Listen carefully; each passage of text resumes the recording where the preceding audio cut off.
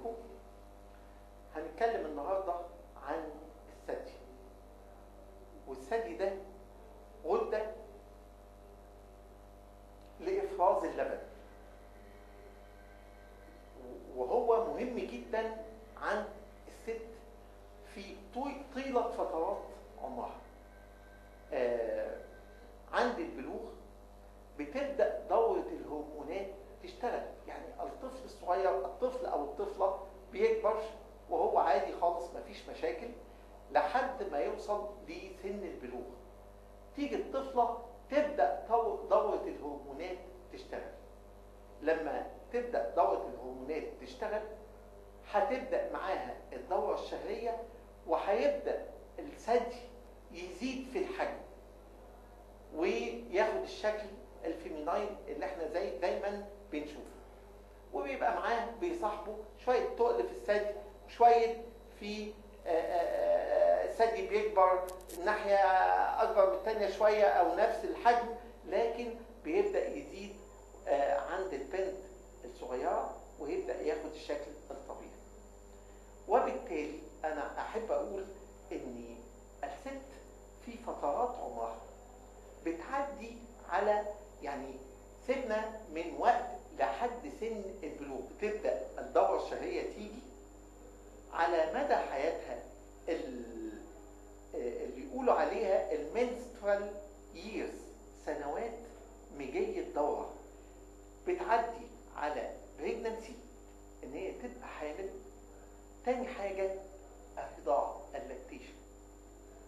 ما بين كده وكده بتمشي في موضوع الدورة الشهرية. يعني أي واحدة ست في حياتها يا إما بيجي لها الدورة الشهرية في حياتها، اللي هي الفترة من العمر اللي بيجي فيها الدورة الشهرية، هي يا بيجي لها الدورة يا إما حامل يا إما بترضع. الو، السلام عليكم. عليكم السلام ورحمة الله. ممكن اكلم الدكتور بعد اذنك؟ اتفضلي يا فندم. دكتور، عندي سؤال بعد اذنك. اتفضلي. دكتور، انا عندي طفل عنده 3 شهور، واكتشفت ان في احمرار في الثدي او الحلمه بالاخص. فانا مش عارفه يا دكتور، اوقف رضاعه ولا اكمل ولا احط مثلا كريم ولا في دواء معين اقدر اخده؟ خليني اقول لك يا فندم ان اللي حضرتك بتتكلمي عليه هو اشهر حاجه ممكن تيجي لست بترضع، وهو التهاب الثدي.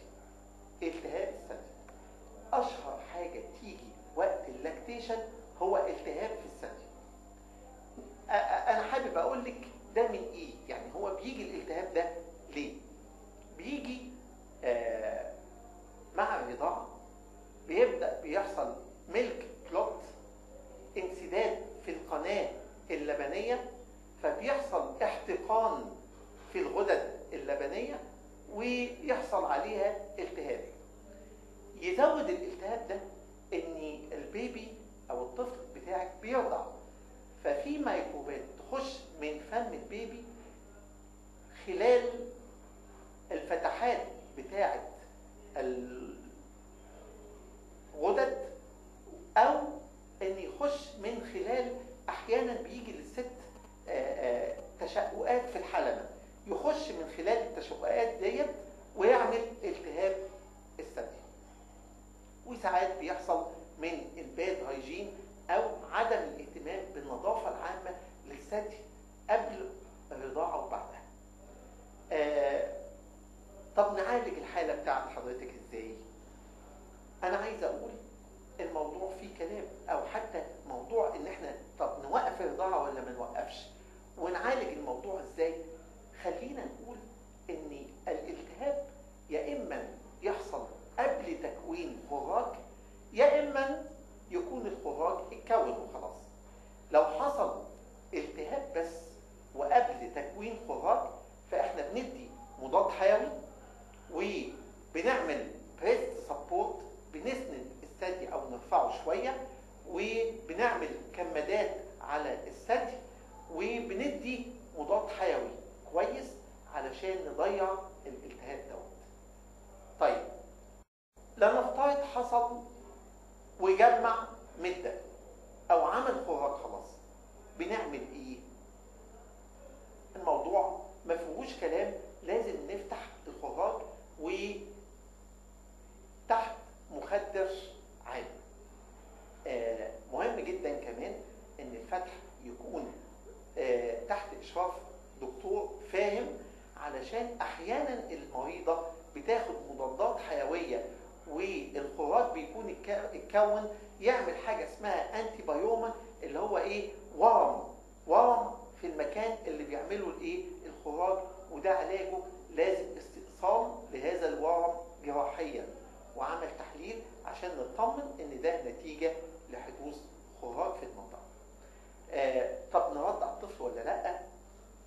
الكلام موضوع الرضاعه عليها كلام كتير، لكن احب اقول لك لو انت البيبي بتاعك صغير، يعني زي ما حضرتك بتقولي 3 اشهر 4 اشهر لحد 7 8 9 اشهر، البيبي بيكون بيعتمد على الرضاعه بشكل اساسي. طب ايه افضل حاجه نعملها؟ افضل حاجه ان احنا بنوقف البريست فيدنج او بنوقف الرضاعه من الثدي اللي حاصل فيه التهاب، وبنكمل الرضاعه من الثدي السليم، بس على شرط ان احنا بنشفط الثدي المصاب، نشفطه بشكل مستمر، واحنا بندي المضادات الحيويه وبنعمل الكمادات على الثدي لحد ما يضيع الالتهاب. بعد ما يضيع الالتهاب بنبدا نطلب من الست ان هي ترضع ابنها بشكل طبيعي جدا من الثديين. في ناس بتفضل، خصوصا لو الطفل كبير شويه، انا مش عارف يعني، لو لا انا بتكلم على اساس ان لو في واحده سيده ابنها عنده 10 اشهر او سنه، طب دي تعمل ايه؟ ايه المشكله؟ ما نوقف الرضاعه، بندي بالشام بارلوديل او البروموكريبتين 2.5 مللي جرام توايس ديلي، مرتين في اليوم، حاجه بنوقف بيها علاج، بنوقف بيه اللبن ونعالج الست على الالتهاب دوت، ولو حصل خراج بيتفتح بشكل طبيعي. شكرا يا فندم. الو، السلام عليكم يا دكتور. عليكم السلام ورحمه الله. منورنا يا دكتور. اهلا بحضرتك. لو سمحت يا دكتور، انا عندي سؤال، ممكن اسال؟ طيب. انا بشعر يا دكتور احيانا في زي كلاكيع او حبيبات صغيره في الصدر اليمين او احيانا في الشمال، هي دي دكتور حاجه مخيفه ولا اعمل لها اشاعه، ولا ممكن دي دكتور تروح لوحدها؟ والنبي يا دكتور تقول لي عشان انا قلقانه قوي. شكرا. المدام اللي كانت بتتصل يعني بتتكلم عن حالة من أشهر الحالات اللي بتيجي في الثدي، خصوصا في الست، حتى هي يعني أعتقد إن هي يعني في الثلاثينات، خصوصا للست ما بين 30 ل 50 كده.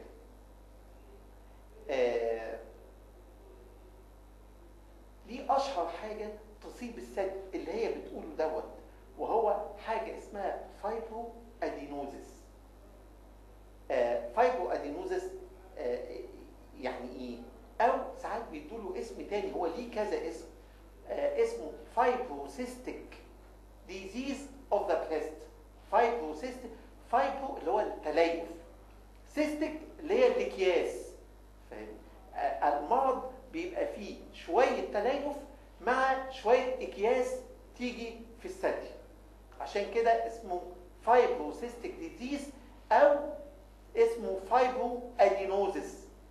ليه؟ لانه خاص بالتليف مع الغدد تعمل اكياس، وده السبب بتاعه عشان تبقى عارف يا مدام مش معروف، يعني مش معروف السبب بتاعه، لكن خلينا نقول عليه حاجات عامة.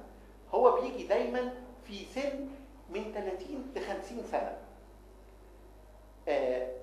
وبالتالي هو بيأفكت الفترة اللي بيأثر فيها على السيدة، هي الفترة اللي بيجي لها فيها الدورة الشهرية.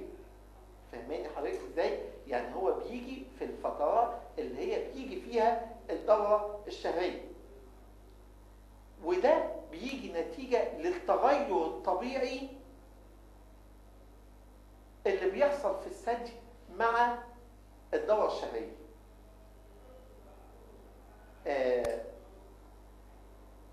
وعشان نقول ان هو بيجي للست اثناء تواجد الدورة، فهو ليه وبالتالي الاوفري او اللي هو بيطلع الهرمونات بياخد جزء كبير من الاهمية اللي بتسبب الموضوع ده، ولكن السبب الاساسي غير معروف.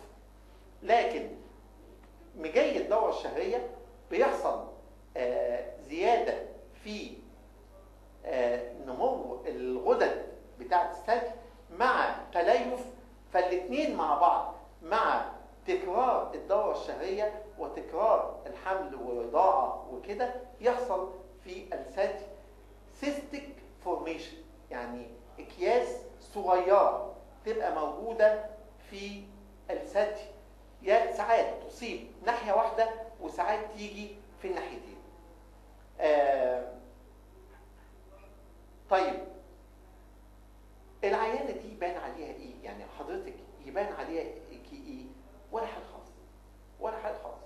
يعني كون ان حضرتك حسيتي حاجة زي كده، انت علشان بتطمني على نفسك، زائد ان انت عندك سنس عالي انك لما حطيتي ايديك على صدرك حسيتي ان في شوية كلاكيع موجودة في صدرك او مطبات على الصدر من بره، اللي هو يقولوا عليها multiple small lumps، يعني اكياس صغيرة تخليكي تحسي بمطبات على صدر واحد او على الاثنين. الموضوع ده بيبقى فيه شوية بين خفيف او تقل خفيف، خصوصا قبل ما الدورة تيجي بري منسترال، وممكن يتكون زي ما حضرتك بتقولي اكياس. بعد ما تمشي الدورة الشهرية تلاقي كل حاجة تمام وتعود الامور الى طبيعتها. وعلى فكرة ساعات حضرتك تحس الاكياس قبل ما تيجي الدورة، وبعد ما تمشي الدورة والشد اللي في الثدي يضيع ما تلاقيش الاكياس دي.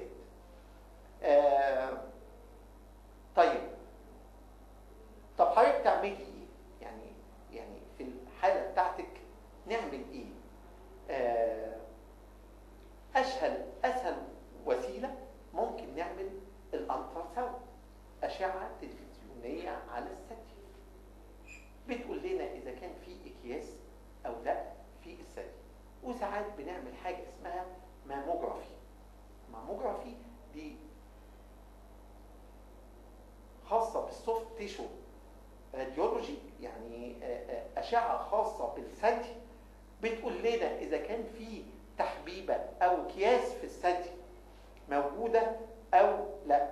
وأحيانا لو لقينا كيس موجود في الثدي محسوس أو كلكعة موجودة، ساعات ندخل بإبرة نسحب السائل اللي موجود. السائل ده يعني بيبقى أصفر في اللون كلير وأصفر أو براون، وممكن نعمل له سيتولوجي نطمن على إنه مش حاجة وحشة. وبعد ما بنسحب المية اللي في الكلكعة دي بتنتهي الأمر تماما وما بترجعش تاني.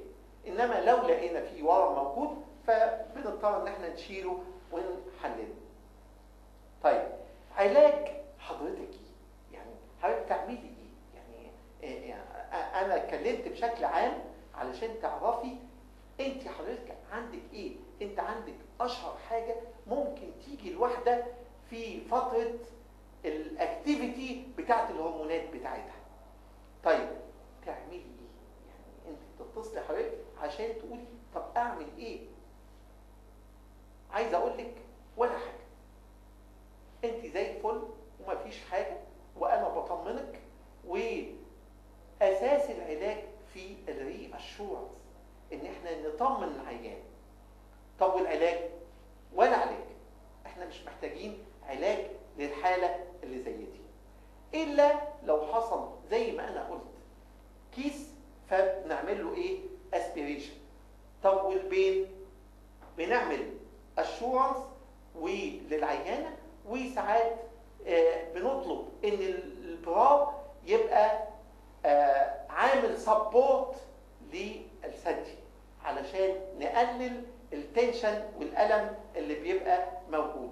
ساعات بندي علاج كمان، ده في الحالات اللي بيبقى فيها آلام اكتر شويه او متعدده او الست تبقى قلقانه شويه، بندي هرمون برضو البروموكريبتين او الباربوديل بنسبه معينه بيقلل حدوث الموضوع ده.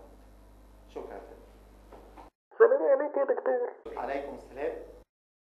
أنا عندي بنتي عندها 16 سنة، وبعدين بتقول لي يا ماما أنا عندي حاسة كلكعة في صدري اليمين أحيانا الشمال أو حبيبات. هل يا دكتور ده خطر، ولا دي حاجة تستدعي القلق، ولا دي ممكن تروح مع الزمن؟ شكرا لحضرتك يا دكتور. السيدة بتتكلم عن حاجة لبنتها في سن 16 سنة. أنا عايز أطمن حضرتك إن شاء الله دي مش حاجة وحشة ولا حاجة، لكن أنا هقول لحضرتك دي إيه.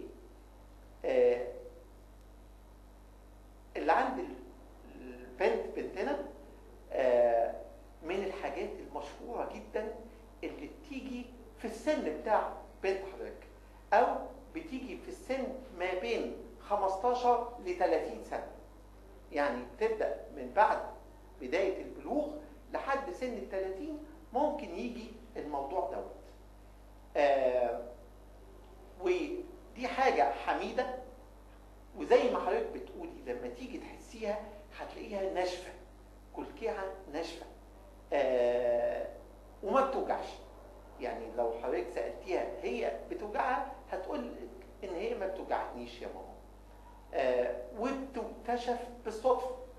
يعني هي البنت وهي ممكن بتاخد شاور او اي حاجة ممكن تحس الكلكعة دي في صدرها، وبتبقى مدورة ناعمة ومحددة المعالم. يعني ممكن حضرتك لو حطيتي ايديكي عليها تقولي ده انا يكاد يكون انا ماسكاها، لانها محددة المعالم. دي حاجة اسمها فايبرو ادينوما، يعني برضه خاصة ورم خاص بتليف مع وجود زيادة في نشاط الجلاندز او الغدد اللبنية. بنعمل للطفلة ايه او للبنت او للسيدة ايه ايا كان. بنعمل حاجة اسمها ماموجرافي، اللي هو انا لسه كنت بتكلم عليه من شوية. ماموجرافي ده اشعة خاصة بالثدي، بنطمن بيها على الثدي.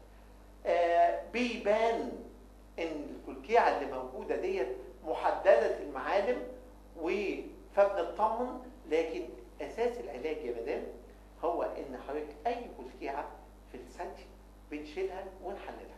احنا هنعمل اكسجن ليها وحاجة اسمها هيستوباثولوجي اللي هو تحليل للانسجه، نطمن ان دي حاجة حميدة، لكن ان شاء الله ما فيهاش حاجة تقلقنا.